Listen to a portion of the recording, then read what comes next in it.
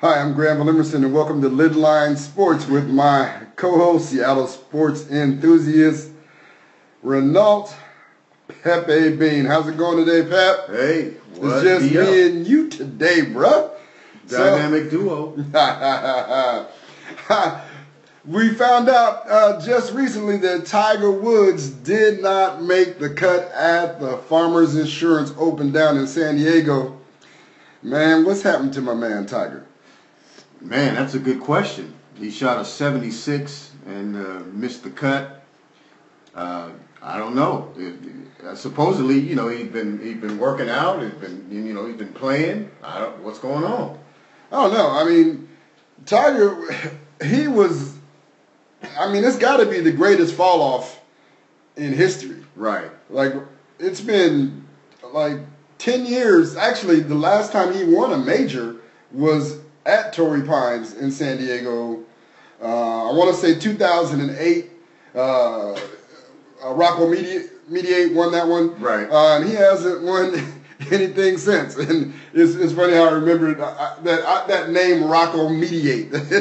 It always stood out to me. It reminded me, like, his name is like two like polar opposites, like right. Like Rocco, like you're from Jersey, like a gangster. like a gangster cleaner. Hey, forget about it. Don't worry about it. Yeah. He'd be like, Rocco, I need you to go take care of that over on your side of New Jersey. No worries. Where's Rocco? Oh, Rocco, he does that marriage counseling. Mediator. But that was the last time Tiger Woods won a major back in 2008, back when he was maybe arguably the greatest athlete. He was, and he was projected to break Jack Nicklaus's record, shatter actually. Now he's struggling to even come close. Yeah, and I guess it really indicates how phenomenal Jack Nicklaus is. Or Jack Nicklaus. Did I say Nicholson or Nicklaus? I know I said Nicholson. I hope I said Nicklaus. I know I'm wrong. And I admit when I'm wrong. There we go. You over there, I already know what I said. What I say? But man, I was really hoping that Tiger Woods would make the cut and that he would show some progress. Yes. It's just interesting to me that Tiger Woods, he hasn't played in a year and a half, right? Right. So he shows up to play in the tournament, and he's like the #1 story in the news. Right? Tiger Woo. Tiger Woo. Tiger Woo. I like him. For those of you who don't know that, that's my man Peoples from the movie Shaft. You know Tiger Woo? Yeah. I like him. I like him. So I actually hope that Tiger gets it together somehow. I don't know. It's got to be mental. It has to be. It's got to be mental. I mean, ever since his rocky relationship, marriage fell apart, he's fallen apart. Exactly. Well, his game has fell apart. Yes. I don't know what his personal life's been like. Right. His game is hot garbage. Piping hot. Compared to what it used to be, can he make the cut now? No. I'm like, really? Come on, Tiger. I don't know what you need to do. Anyway, last week, the NFL Division Championships. What happened, Pep? What went down with your Steelers? Well, let me tell you. One game projected to be what I expected, and the other game was, totally off the charts. So the game that I expected was the Steelers. I honestly didn't think that they would win, and they did not. I said that the Patriots would beat them. The Steelers, every team seems to have a nemesis. And for the Steelers, apparently it's the Patriots in the playoffs. They can't beat them. Ben's only won one time against Tom Brady. So, suffice it to say, people that were picking the Steelers, I don't know where they were picking it from, to be honest. The Patriots came and they did what they do. They take guys that you never heard of or you don't hear much about and make them into stars. Yeah, this guy Hogan, man, where did he come from? I never even heard of that guy, man. He was a hero. He ended up with the same exact numbers as my guy down in Atlanta, Julio Jones. Yeah. Like, what did they have? Like, both had like 8 catches for 100. 80 yards or something like that. Yeah, somewhere around there. But Yeah, I mean, but in the first half, he was like lights out. Yeah. You know, after the first 2 or 3 catches, you would think, look, we got to put a stop to this guy. Right. But you know, he continued to get wide open. You know, Artie Burns was more or less Artie burnt. Yeah, exactly.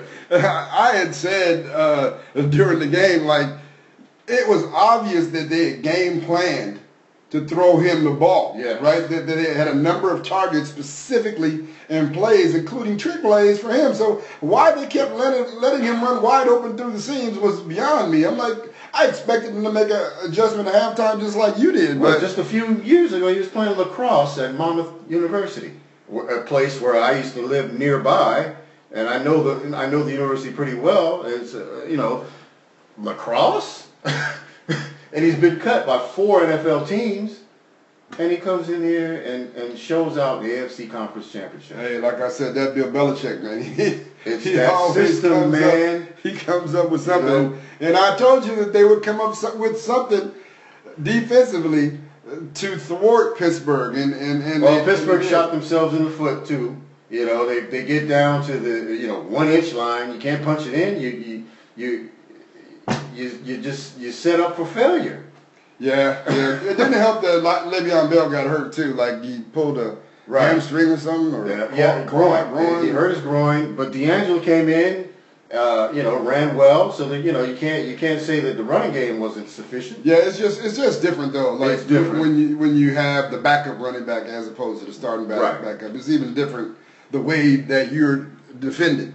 You know what I mean? Right. So, but fortunately, for Pittsburgh, that backup has been a star before, and he has playoff experience. But he's no Le'Veon Bell, that's for sure. Right, because what they did was, once Bell went out, was they rolled coverage to Brown and double teamed him the whole game. Yeah, and he was ineffective. Yeah. So, my favorite best receiver in the game was relatively relegated to second best receiver on the field. Yeah. Because Mr. Hogan was the best that day. What about the Dirty Birds, Atlanta Falcons? Woo! Man, now that game did not go as planned, probably for anybody. I mean, yeah, I expected high scoring, but I thought it would be high scoring both ways. Who knew that the Green Bay Packers would be shut out through almost 3 quarters? What was amazing to me, and I thought that it kind of gives you a great indication that it is Atlanta's year. That game was a lot like the Seahawks game. Right. Right? It was. Right, because Green Bay made mistakes. They put the ball on the carpet, right? Yes. Atlanta put the ball on the carpet. They didn't get it. No. Right? Just like they put the ball on the carpet against the Seahawks. The Seahawks didn't get the ball. And also, Green Bay on their first drive got down in the red zone and did not capitalize. They fumbled. Right. Right. No. They missed the field goal on the first drive. Field goal on the first drive. And then they drove all the way down the field and fumbled. That's 10 points right there. Absolutely. So that's how the game actually got away from them. And so it was, like I said, it was similar to the Seahawks game, because didn't Hausker miss the field goal too? Yes. And didn't we drive up? Well, wouldn't Hester's punt return put us all the way down there too, just like that? If Hester's punt return would have stood and the Seahawks would have punched that in, people forget the Seahawks would have been up 17-7 in that game, and that whole complexion could have been changed. Right. And so Green Bay, they missed opportunities just like the Seahawks. Big time. And give credit to Atlanta. They capitalized on them. Talked about how white hot Aaron Rodgers was. Well, Matt Ryan said, I'm just as white hot too. Man, and he's throwing that joker all over the field. He's Carolina Reaper hot. Yeah. He's throwing that joker all over the field. I said it last week that I liked him, but I went with my head last week and was wrong. I did take the Packers for, just for the record, but hey, I don't know. We still got a week away to even make our predictions, but man, I don't know if I'm going to make that mistake again. Well, before we get to the Super Bowl, we got the Pro Bowl this weekend. Really? Does anybody watch the Pro Bowl? I don't think I've seen one last year actually I watched some of it. Here's the thing about the Pro Bowl. It's still getting good ratings. It's like WWE. Right. It's fake, but people still watch. And now they've changed the venue. It's in Orlando, Florida. Right. And they've went back to AFC, NFC instead of Dion versus Michael Irvin. Yes. Which was, wow. I mean, I've said for years now that I don't even think they need to play the game. Just name the teams. Right. I agree. Let them go to Hawaii, have a banquet, put it on ESPN or whatever, and you don't need to get a game where nobody. It's meaningless. Nobody plays. They're not even playing in Hawaii now, so they go to Hawaii. Well, wherever they go, that's what I'm saying. So, I don't know what they're going to do. I mean, that used to be the draw. Right. I mean, the real draw back in the day is to make the Pro Bowl and be able to go to Hawaii after the season was over and to play again. Now, do you remember this? Back in probably the mid-'60s, I know we were young. I'll put it out there, we were young then. I remember I was born. Go ahead. But they used to play the college all-stars against the Super Bowl winner, or not Super Bowl winner, but the NFL championship winner. And they used to play that game in Soldier Field in Chicago. And how I know that is because I was there and watched one of those. Really? Games. I don't even have no recollection of that. None whatsoever. But that game was, of course, discarded, is meaningless, and so pretty much to me, the Pro Bowl was going that route. Yeah, and it's like all the All-Star games. The NBA All-Star games is a flat-out joke to me too. So last year's was like 190 to 170 something. It was crazy. Yeah, and the only All-Star game to me that is competitive is the baseball All-Star game. Right. Because there's something on the line where they've even taken that away now. Did they? Yes, they stopped the winner of that game hosting the World Series, being the home team. So now it's just going to be alternate, I guess, again. But they took away that competitive feel for the All-Star game on that level. Wow. Yes. I did not know that. So what are they playing for now? Well, I mean, they're not playing for anything as far as other than just playing the game. There's no incentive as far as home field advantage in any playoff ramifications. Wow. Yes. Well, anyway, I do want to give a shout out to Doug Baldwin for at least making it to his first Pro Bowl. Yes, and as a matter of fact, 2 Seahawks are the team captains. Is that right?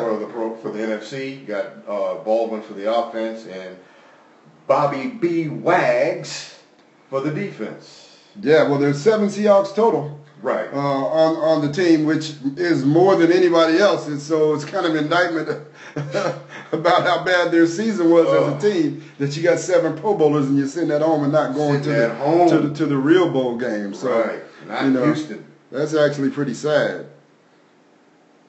So, oh well. Say lovey. I might tune in on Sunday just to see what it's looking like. That's when you know you're a real football fan. Yeah. Oh no, I think I'll do what I did last. Well, I watched it last year because Russell Wilson was in it. I'm a big Russell Wilson guy. Right. Up until this year, I was really the Russell Wilson guy, but he kind of let me down this year. He let a lot of folks down this year. He's going to pick that back up. Yeah, so hopefully he can do that. But I will record it, DVR it, and look at it and see if anything's happening. One thing I do know for sure is there'll be one guy out there competing, Doug Baldwin. Yes. He competes in everything. Angry he competes Doug. in practice. They don't call him Angry Doug for nothing. Doug's going to be out there trying to prove something like, I should have been in this game a long time ago. Right. And he probably should. Yeah, he probably should. Wow, it's been a crazy week in men's college basketball. Oh, we had Tear Down Tuesday. I mean... Tear Down Tuesday. Wow, we had what, 4 the top 4 teams say adios, or at least top 3. Yeah.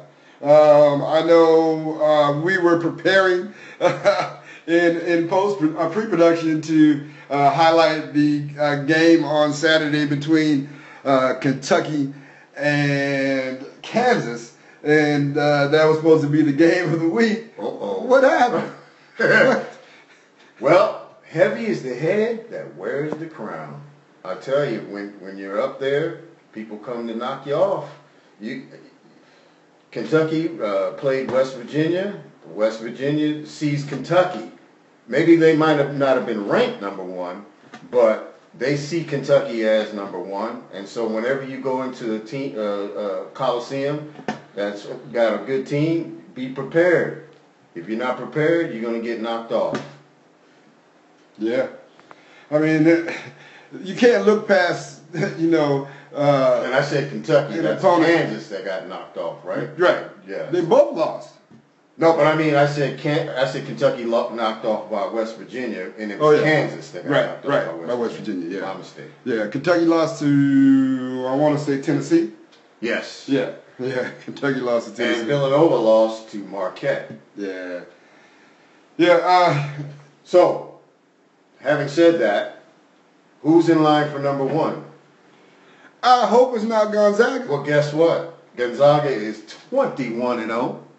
9-0 in the WAC conference, or the Western Athletic Conference. No, it's the West Coast Conference. West Coast Conference? Yeah, WCC. Okay, my bad. I try to call them WAC. But it is a WAC conference, though, because the competition is weak. And they play Santa Clara on Saturday, so if they beat them, they're going to be number one, bro. They could beat Santa Clara with their reserves. That's just pretty much almost a fact. Yes. I mean, their conference is so weak, man.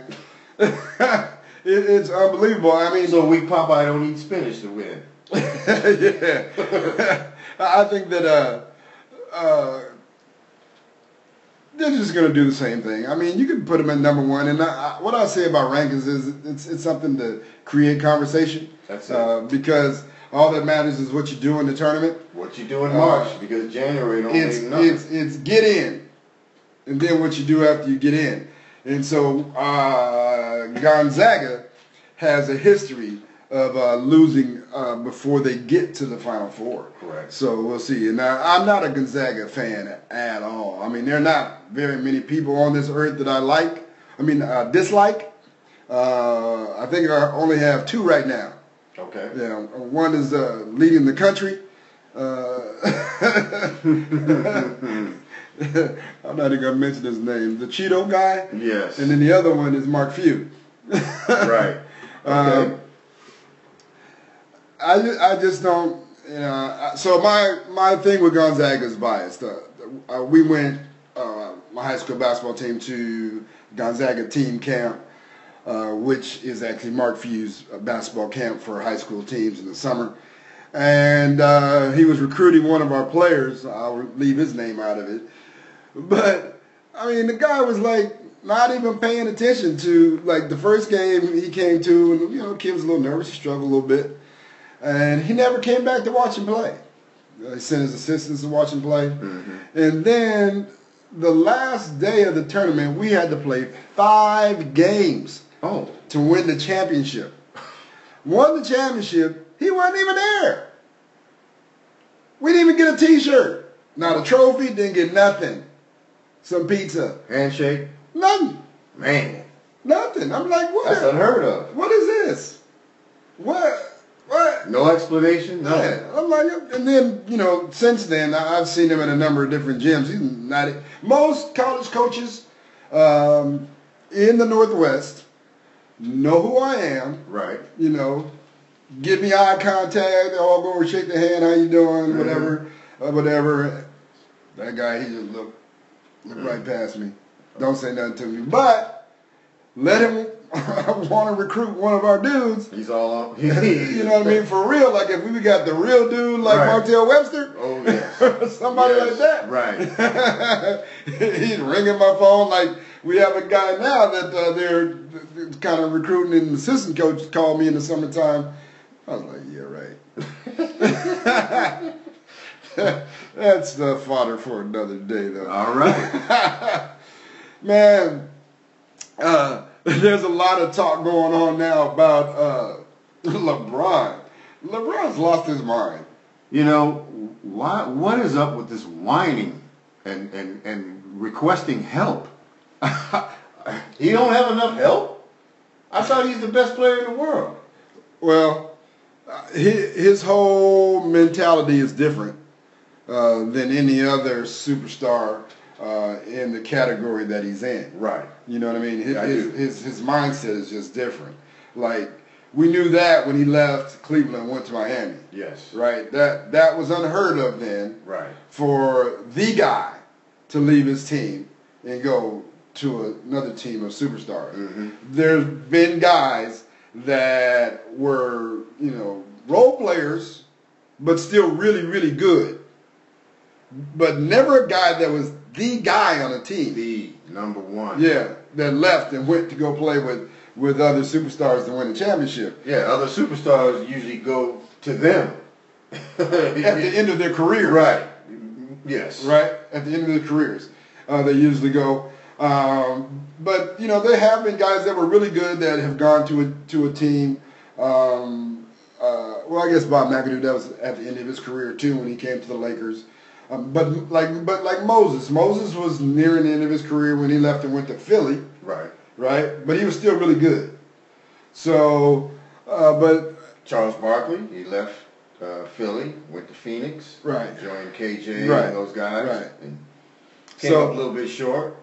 Yeah, well, they ran into somebody. Yeah. You know who they ran into. Well, yeah.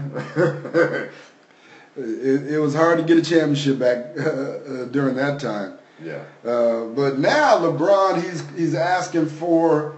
They just picked up the shooter, Kyle Korver, from Atlanta Hawks. Not the Falcons. Right.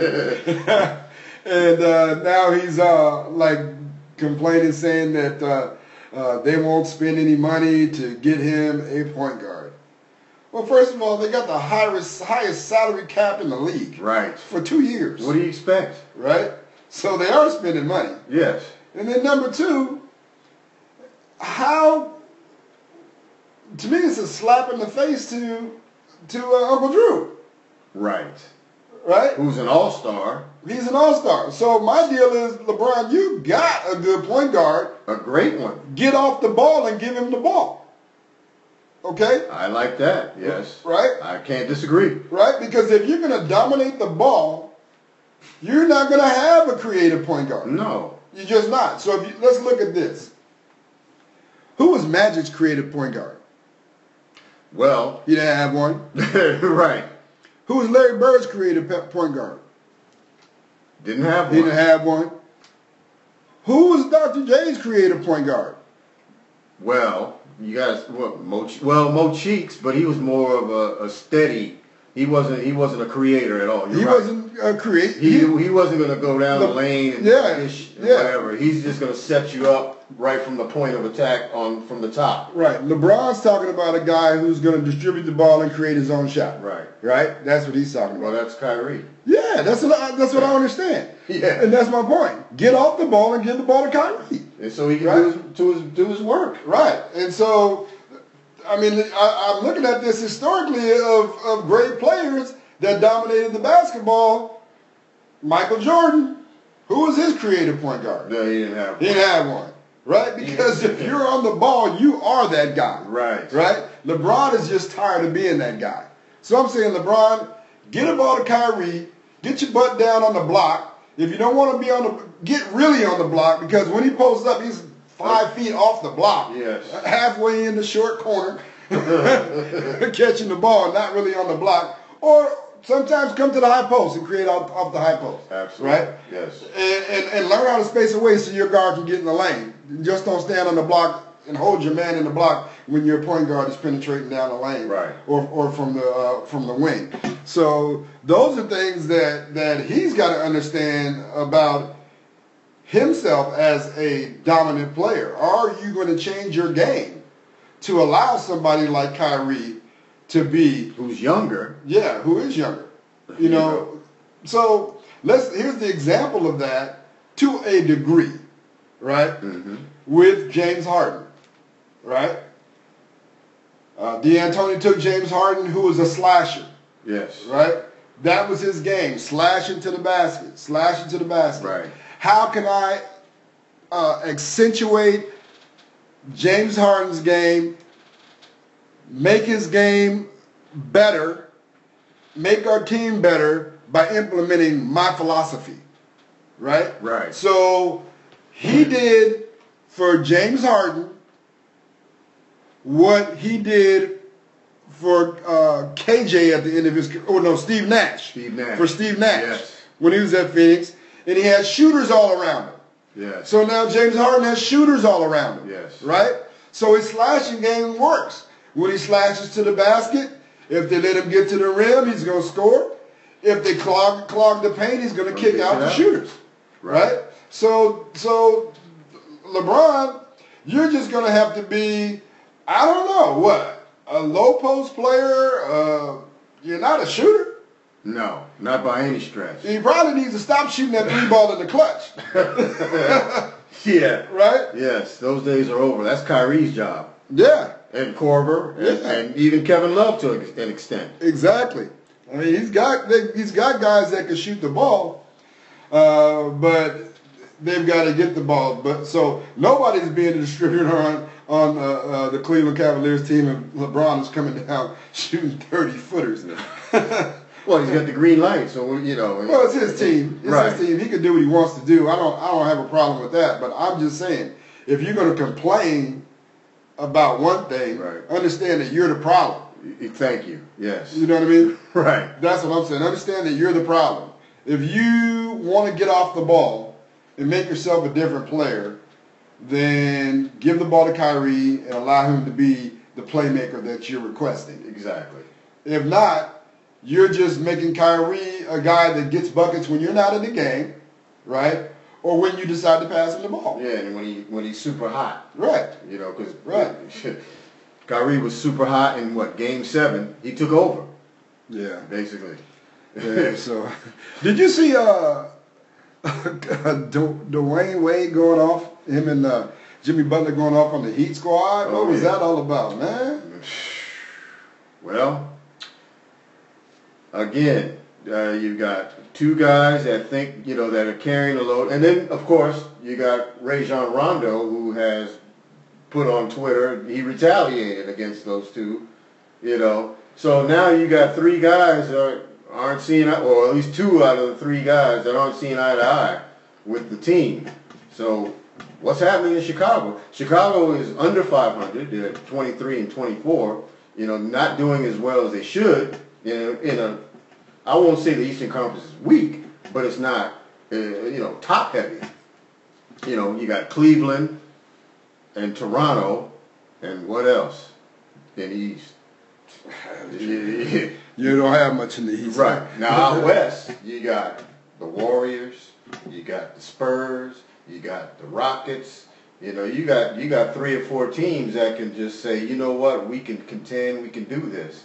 Back East, it's just basically Cleveland's to lose. It's been that way for a while. You thought that Atlanta was on the come up, and you thought that Washington was on the come up. Right.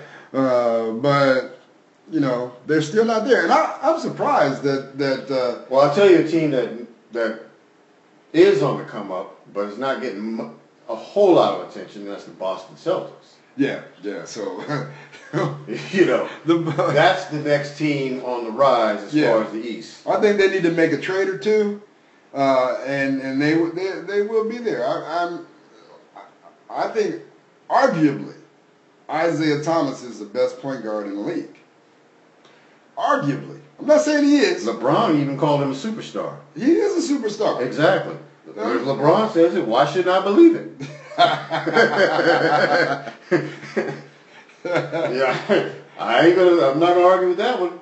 Yeah, I mean Isaiah, he is a phenomenal guy. I mean, he's 5'9", if that, and unstoppable. He can pull up, he can drive, he can dish. Yeah, he causes other teams headaches. Yeah, he's amazing to me. I remember the first time I saw Isaiah. I was in Las Vegas.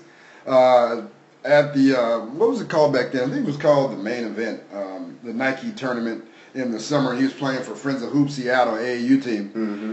And I walked in the gym and I saw him. I was just watching the game. I was like, who is this little dude getting buckets like this? I was amazed, man. I was like, wow. But he did it in high school. I saw him get 50 against Franklin. He did it in college. I watched him the whole time. And now look what he's doing in the NBA. Oh man, I know. And so it just so happens that I also went on the next year to start coaching at Friends of Hoops, so I've been able to follow Isaiah the whole way. Even went to his first game as a pro with Jim Marsh. Jim Marsh is a legend in Seattle. Yes. Former Portland Trailblazer and Seattle Sonic announcer and Friends of Hoop coach. So we went down to watch Sacramento and Portland during Isaiah's first NBA regular season game, his rookie year. And he played well, got his stuff beat up. Oh, another thing is, he was the very last pick. Yeah, he was number 60. Number 60. Yeah, I mean, that just goes to his determination. Absolutely. He came out, he just said, I don't care where I get picked, I just want to get drafted. So could he be one of the best draft picks ever? I mean, for that. He might be arguably the best draft pick ever. I don't know a number 60 pick. We have to do some research on that. Yeah. A number 60 pick that has done that well. So we'll see. I don't know. But, you know, the NBA draft used to be 10 rounds. 10 rounds? Oof. To me, 2 seems too short, though. To me, it's just 2 rounds. It's just 2 rounds. Yeah, that seems too short. That's a tough deal right there. 60 picks for 32 teams. Yes, that's a lot.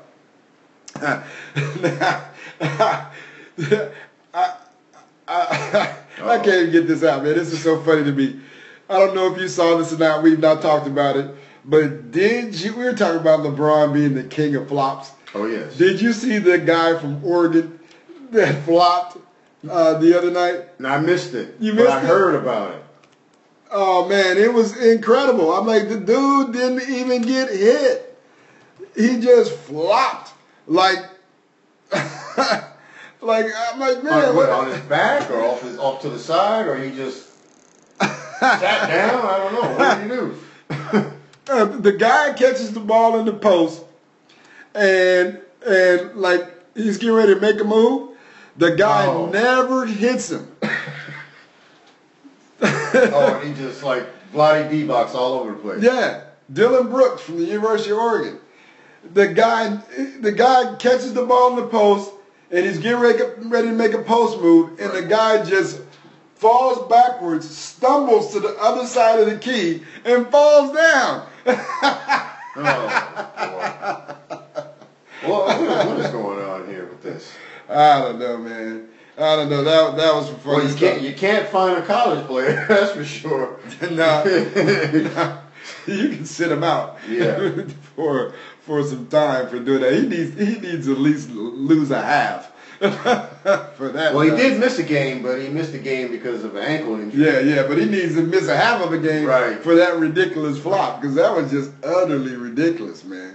I couldn't believe it, man.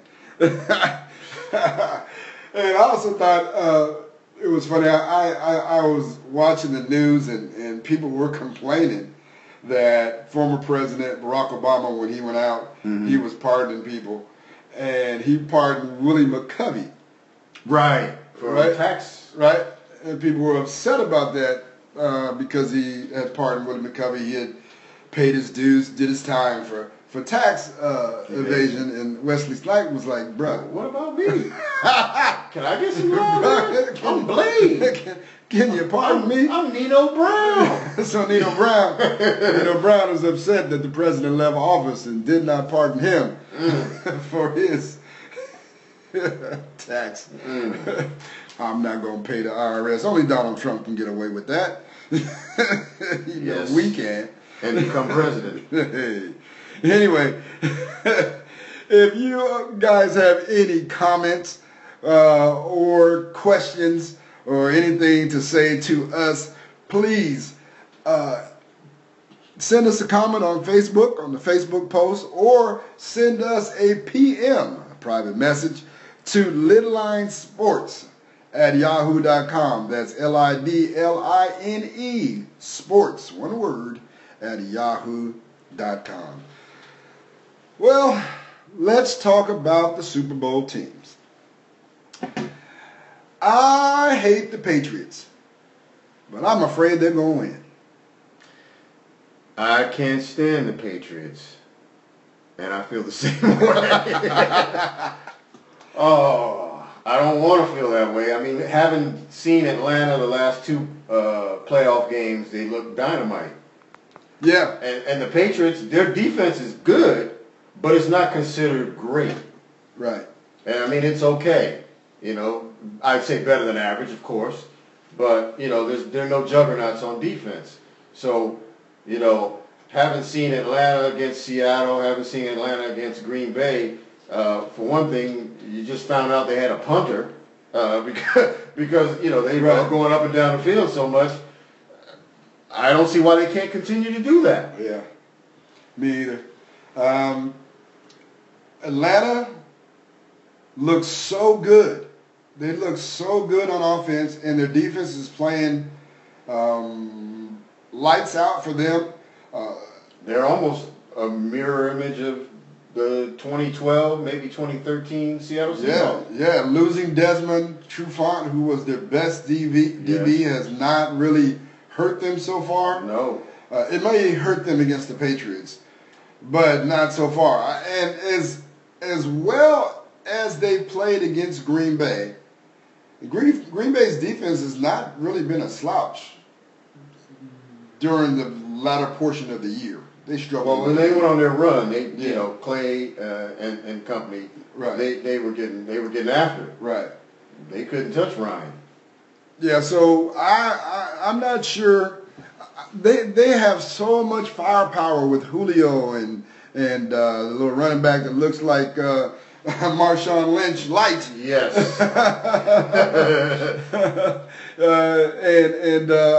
I like Muhammad, their wide receiver too. Mohamed Sanu. Yeah. From he played with the Bengals. Played with the Bengals with AJ Green. Right. Yep. I like him with the Bengals too. I just wish that the Seahawks could get somebody like that. How come we can't get somebody like that for our number 2 receiver? I mean, man. Well, even if they do, do they know how to use them? That's true. And also, just found out today that the Packers have dismissed their offensive coordinator. Oh, we need to go get him. Yes. Come on. That was my first thought. Come on, Pete Carroll. Boy, inject some life into that hole. Yeah, we need to inject something into our offense. But the Patriots are a 3-point favorite, as they probably should be, going in, and there's a severe lack of interest in the Super Bowl this year. Well, everybody wants Atlanta to win because they hate the Patriots and want them to lose. Right. So it's not that there's Atlanta fans. Right. It's just that people hate the Patriots. Right. That's just the truth. You know, people say, oh, no, that's not true. No, it is true. People hate the Patriots just like people hate the Cowboys.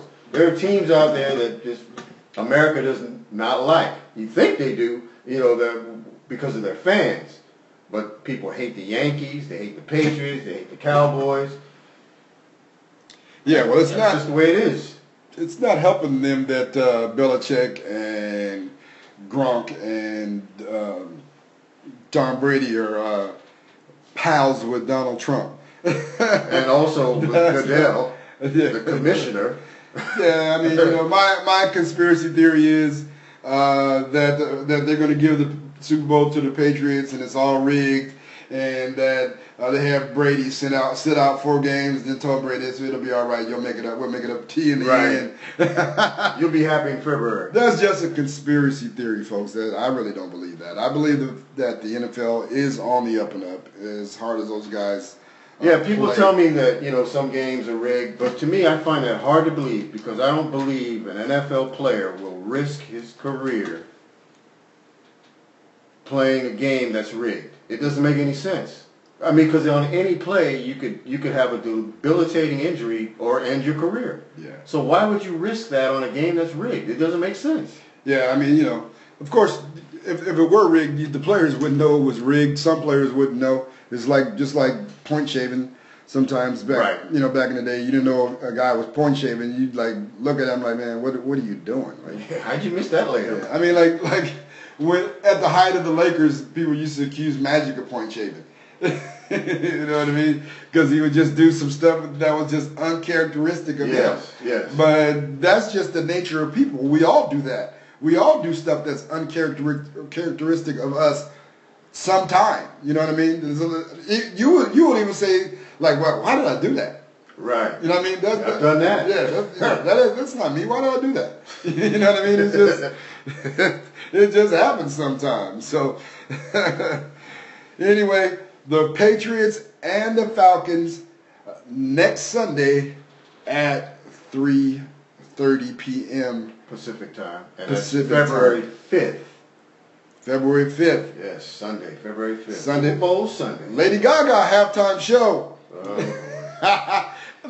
Yeah, I don't watch those.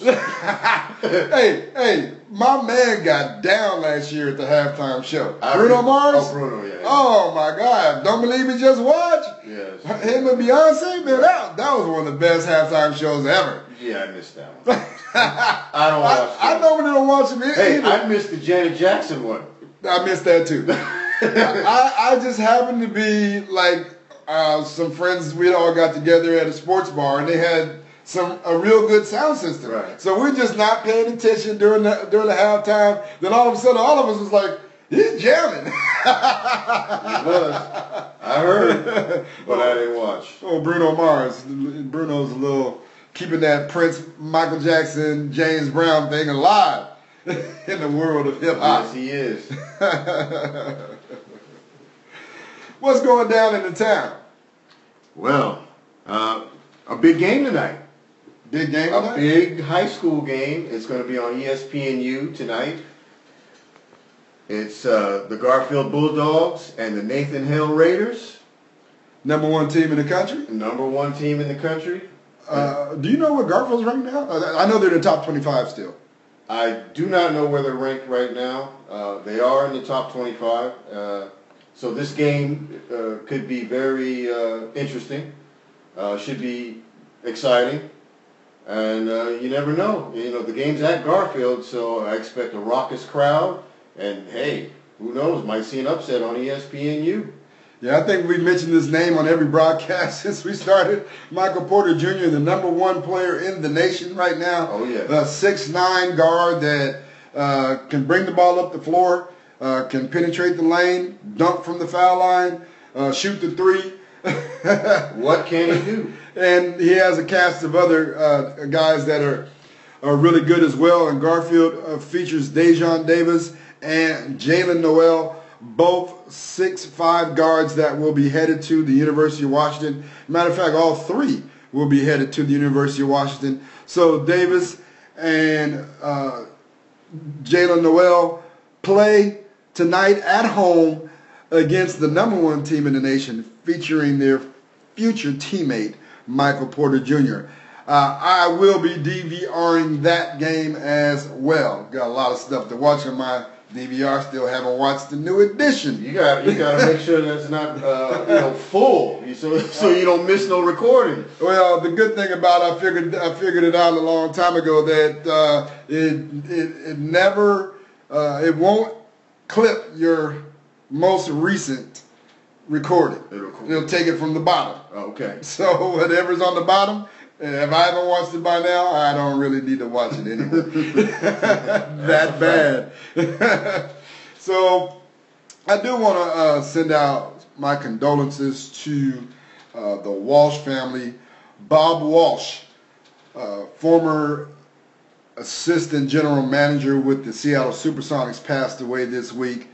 The Seattle Supersonics were my first employer, and Bob Walsh was the assistant general manager. He came with Bill Russell. Bill Russell actually brought him to the Sonics. Right. when he came to coach the Sonics and be general manager. 1973. 73, and I started in 1972 as a little kid, as a ball boy, and that was back when ball boys were actually boys and not grown men with families, right, like they are today. but Bob Walsh was a really, really good dude. I mean, I remember him well. He did a great job as assistant general manager. He was largely responsible for drafting people like Leonard Gray.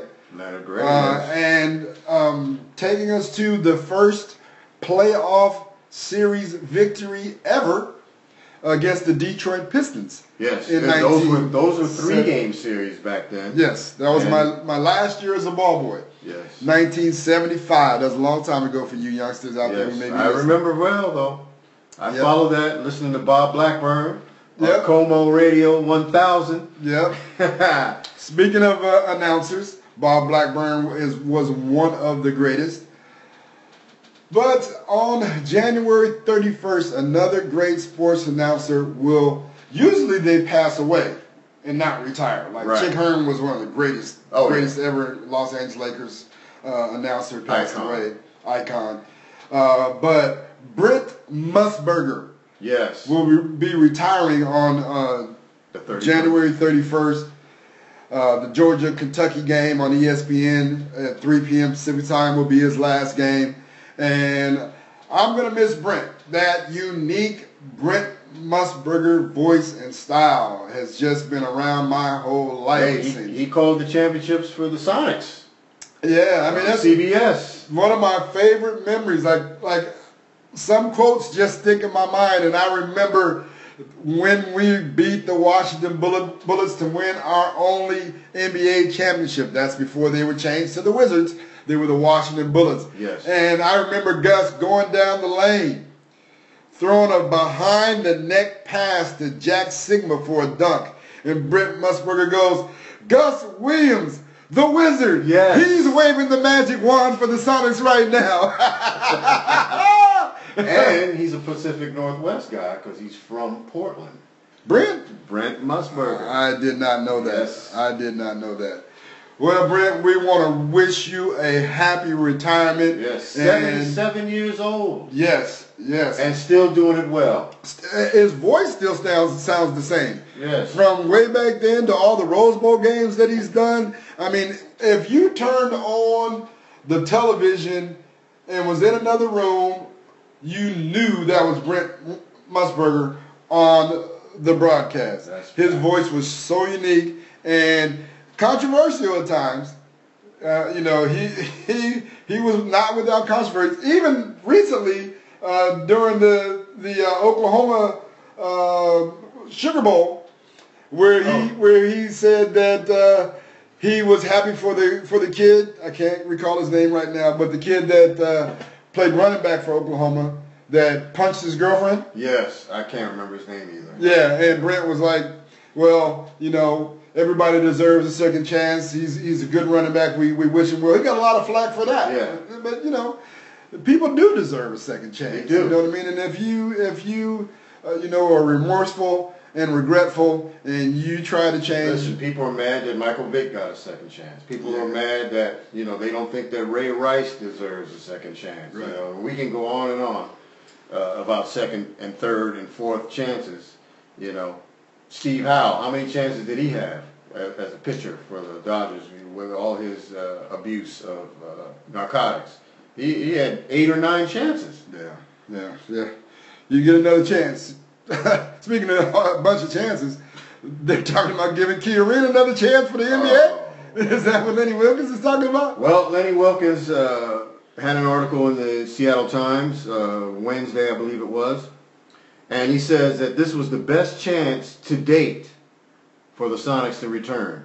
I'm like, I read that, I'm like, how is that the best chance? Are you just going to dismiss Chris Hansen's efforts? What makes it the best chance? Well, he said, well, first of all, he said that there's strong interest on all sides from the NBA, and the city, mayor. Really?